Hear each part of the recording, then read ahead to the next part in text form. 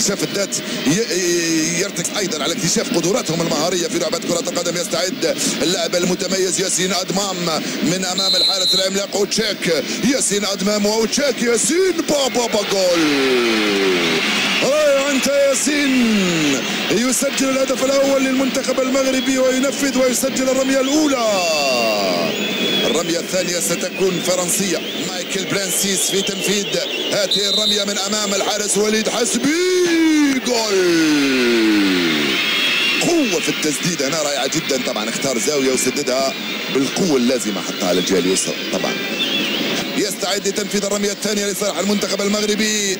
يلا يا اكرم يتقدم اكرم. بابا فنان انت يا اكرم، فنان انت يا اكرم. يسجل الجول الثاني للمنتخب المغربي بشكل رائع جدا، حطها في الزاويه اليمنى للحارس. قلت لكم بانه لا يكفي ان تكون حارسا بارعا امام منفذين بارعين ايضا في الجهه المقابله. المهاره الفرديه عند اللاعبين المغاربه. مارتير فرانسيس ينفذ الكره ويضيعها. دليل علي ضيع ضربة الجزاء. دليل صد الحارس المتميز وليد حسبي وانقذ مرماه. رميتان هدفان للمغرب، رميتان هدف واحد لفرنسا. فرنسا المدرسة طبعا والمغرب المدرسة. نتحدث عن تلاميذ متمدرسين. ستسيل الكثير من الدموع طبعا، ودموع الفرح ودموع الحزن ودموع الأسف وليس الحزن، لأن على هذا المستوى لا يمكن الحديث عن حزن ولكن الحديث عن أسف على الخسارة. محمد السهل في تنفيذ الرمية المغربية الثالثة لصالح المنتخب المغربي. يلا يا محمد السهل. سجلها جول محمد السهل. كرة كانت سهلة على الحارس اوتشيك ولكنه لم يقدر عليها. 3 رميات 3 أهداف للمغاربة الذين يتصرفون وكأنهم كبار. ثالثة فرنسية في تنفيذها. جواكيم ميكوري. بابا سجلها ببراعة جواكيم. اي 3 رميات للمغرب 3 أهداف. 3 رميات لفرنسا هدفان. 3-2. انت كئيب يا ولدي، انت خايف يا ولدي، انت خايف يا ولدي، خايف يا ولدي. بابا ضيعتها. كنت باين عليك بانك خايف يا ولدي. بلال لقدح مسجل هدف التعديل يخفق في تسجيل رمية الجزاء. كان واضح في وجهه بانه تقريبا رايح لمشنقة او رايح لمعركة او رايح لشيء يخوف. هي ضربة الجزاء فقط يا ولدي، هي رمية جزاء. نعم تمثل منتخب بلادك المدرسي، لكن في نهاية المطاف هي ضربة جزاء. الرمية الرابعة للمنتخب الفرنسي بالتنفيذ. لولو ماشين يسجل. لارنوي ماشين اللاعب الاحتياطي يسجل الرمية الرابعة. يعني صرنا 3 من 4 رميات. محمد حماموتشي مسجل الهدف الاول للمنتخب المغربي. يا محمد بابا رائع. محمد حماموتشي يسجل الرمية الرابعة للمنتخب المغربي. 5 تسديدات للمغرب، 4 أهداف، 4 تسديدات لفرنسا. صعب عليك. الرمية الأخيرة في تنفيذها. المحاولة الأخيرة الخامسة للمنتخب الفرنسي.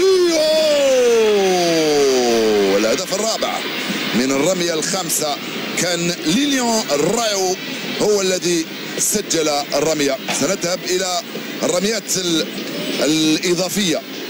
5 رميات لكل منتخب، 4 أهداف. حتى في ضربات الترجيح التكافؤ ما يزال مستمر. الآن اللي ضيع يخسر.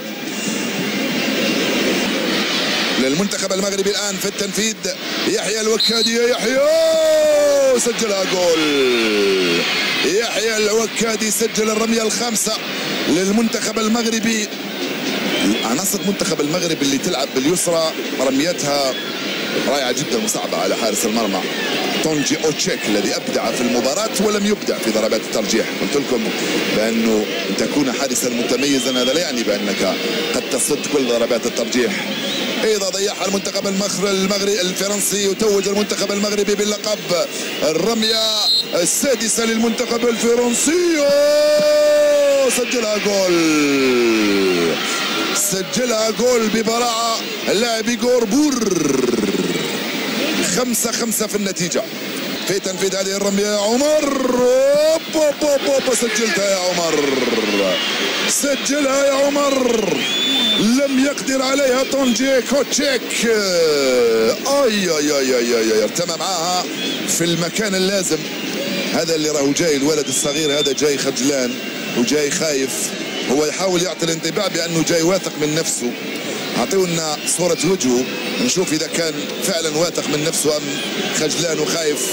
الرمية السابعة للمنتخب الفرنسي، حطها في الشباك، جول، حطها في الشباك وسجلها جول. اللاعب المتميز لويزون بومون يستعد لتنفيذ هذه الرمية الثامنة بين الفريقين. محمد نوفل يستعد، يتقدم يا نوفل، براعة. نوفل حطها في الزاوية اليسرى ببراعة وسجل هدف آخر في منتهى الروعة.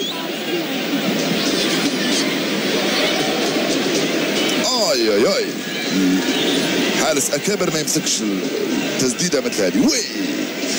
هل هذا اللي قلنا عليه بأنه هو الذي سيقود منتخب فرنسا للتتويج، هو الذي سيتسبب في إقصائه وخسارته؟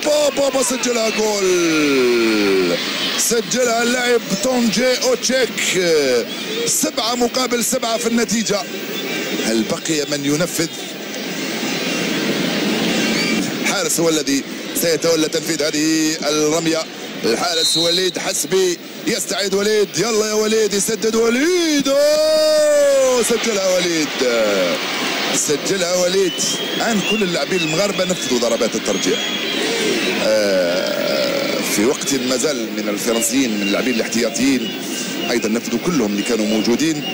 سيعود لينفذوا هذه السلسلة التي لم تتوقف. هذا التكافؤ المستمر بين الفريقين، هذه المتعة المستمرة أيضا في هذا النهائي الثالث.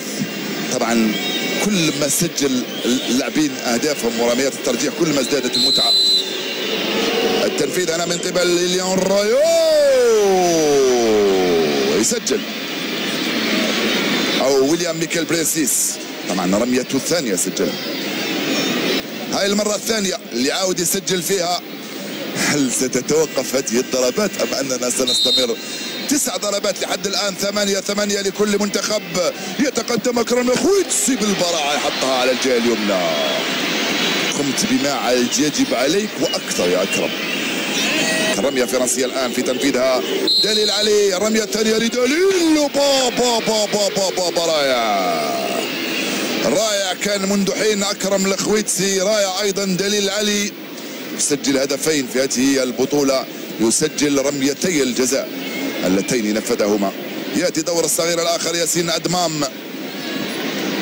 وين رانا رايحين بضربات الترجيح هذه؟ وين رانا رايحين بهذه المتعة المتواصلة؟ 9-9. ارفع راسك يا ولدي، ارفع راسك يا ياسين أدمام، سواء سجلتها أو ضيعتها أنت فنان، أنت والصغير الآخر اللي يحمل رقم 11 أكرم خويتسي في تنفيذ هذه الرمية. كرة أكبر منك تقريبا. يستعيد اللاعب ياسين أدمام، ياسين أدمام، واو، سجلها. ياسين أدمام سجلها. هاي الرمية العاشرة للمنتخب الفرنسي. المحاولة والتسديدة، جول. يا له من هدوء عليك يا جواكيم أميوكوري، يا له من هدوء. يلا يا محمد. يستعيد محمد ويتقدم لتسجيل الرمية 11. محمد ضيعتها. ما زال رمية أخرى، ما زال حتى يسجلوا الفرنسيين. لا أعتقد حتى يسجلوا الفرنسيين في نهاية المباراة. لا أعتقد بأنه ما زال ضيع المنتخب المغربي. لازم المنتخب الفرنسي يسجل حتى يتوج باللقب. نعم لازم المنتخب الفرنسي يسجل لأنه الأوائل اللي نفذوا هم المغاربة. هل الفرحة مؤجلة؟ هناك حديث مع حكم المباراة سيد علي فيصل، يعود للحكم الرابع وللمنظمين ليستفسر. لا، لازم أعتقد القانون يفرض عليك أنه الرمية الأخيرة إذا سجلها المنتخب الفرنسي سيتوج، لأنه اللي ضيع يخسر. الآن لازم المنتخب الفرنسي يسدد رميته الأخيرة، إذا سجلها يتوج باللقب. نعم، أعتقد بأنه من كثرة تسديد ضربات الترجيح الحكم ومساعده نسوا يعني الحساب. يبكي الولد مسكين، يبكي. معلش هذا البكاء وهذه الدموع تكبرك أكثر فأكثر، دموع الفرحة ودموع الأسف حتى لا أقول الحزن مهمة جدا بالنسبة للأطفال الصغار في سنكم. يعني مهم أنكم تكبروا على المنافسة وتكبروا على معرفة قيمة الوطن وتكبروا على معرفة قيمة الإنجاز وقيمة التفوق وقيمة الانتصار وقيمة حتى الخسارة. الرمية الأخيرة للمنتخب الفرنسي في تنفيذها لانروي ماتشين، إذا سجلها يتوج المنتخب الفرنسي بلقب النسخة الثالثة لبطولة كأس جيم بحلته العالمية. يتقدم اللاعب ويسدد بقوة وسجل جول، ويتوج المنتخب الفرنسي بلقب النسخة الثالثة لبطولة كأس جيم بحلتها العالمية بعد ضربات ماراثونية للجزاء. هاي الفرحة الكبيرة جدا. في المقابل هناك الأسف كثير على لاعبي المنتخب المغربي الذين عادوا من بعيد، كانوا خاسرين 2-0. لا يجب أن ننسى عدلوا النتيجة في 3 دقائق الأخيرة من عمر المباراة وراحوا إلى غاية ضربات الترجيح.